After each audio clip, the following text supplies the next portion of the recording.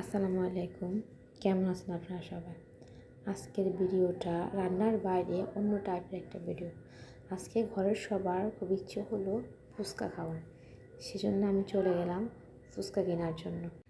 আমাদের বাসার নিচে একটা ফুচকাওয়ালা মামা আছে, যার ফুচকাগুলো অনেক টেস্টি। সেজন্য আমি ওনার কাছে চলে যাচ্ছি ফুচকাটা নেওয়ার জন্য। আর ফুচকা এমন একটা জিনিস যেটা আমরা মেয়েরা যতই খাই তারপরে আমাদের মন ভরে না, পরিপূর্ণ তৃপ্তিও পাই না। যতই খাই ততই মন বলে আর একটু বেশি খেলে কী হয়। সেজন্য আমি মামার থেকে ফুচকা পার্সেল নিয়ে নিচ্ছি, বাসায় গিয়ে সবাই মিলে একসাথে খাওয়ার জন্য। স্পেশালি দুপুরের সময়টায় একটু ঝাল ঝাল টকটক যদি ফুচকা পাওয়া যায়, তাহলে ব্যাপারটা একবারে অন্যরকম হয়ে যায়। এরই মাঝে আমি একটা ফলওয়ালা মামাকে পেয়ে গেলাম। আমার বড় বাচ্চাটা খুবই অসুস্থ, ওর জন্য আপনারা দোয়া করবেন।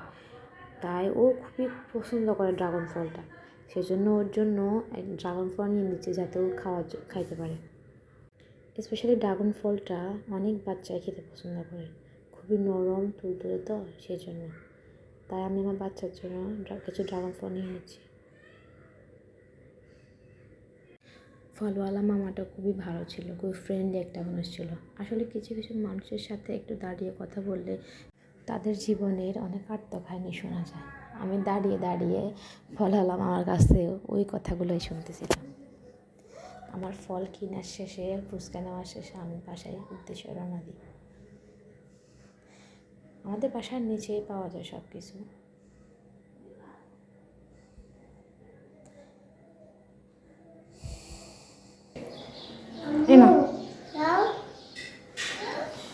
খুব দিয়ে থাকা, হ্যাঁ, একটা হাসি দাও, একটা হাসি দাও, একটা হাসি দাও।